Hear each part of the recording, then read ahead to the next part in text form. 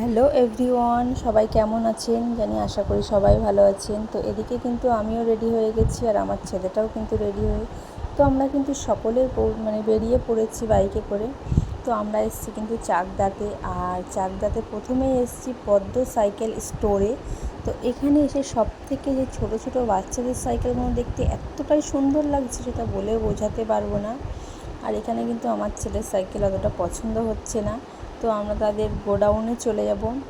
গোডাউনে নাকি প্যাকিং করা আছে অনেক রকমের সাইকেল, সেগুলোকে আমাদের খুলে দেখানো হবে।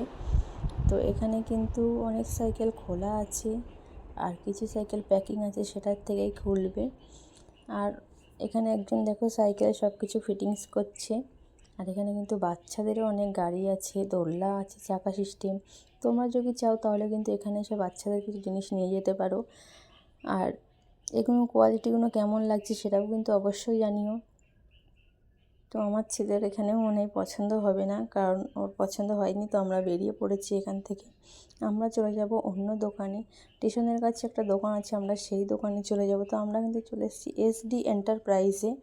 এটা হচ্ছে স্টেশনের উল্টো দিকেই। এখান থেকে স্টেশন কিন্তু বেশি দূর নয়, খুব জোর 5 মিনিট লাগে।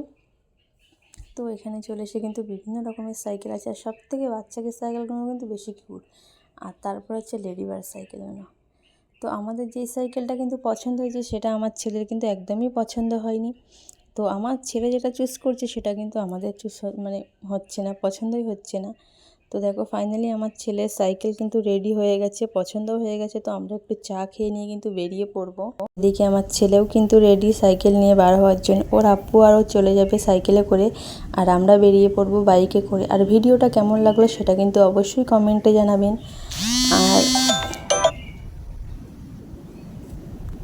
আর এই সাইকেলটার প্রাইস কিন্তু খুব বেশি দাম নয়, 5,500 সাইকেলটা নিয়েছে আর ফিটিংস নিয়েছে আলাদা। তো টাটা বাই।